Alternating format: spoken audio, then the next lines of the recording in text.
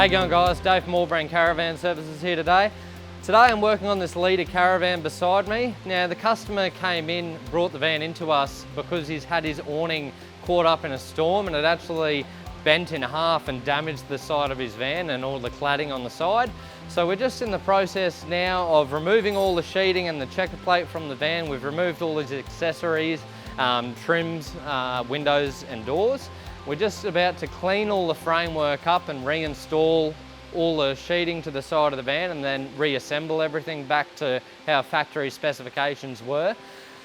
Just if you guys have any damage to your caravans and you're looking over it and you're not happy with how they are, give us a call. We'll be able to send someone out to inspect it, do a quote and go through insurance and repair your van to how it should be from factory. Thanks guys, bye.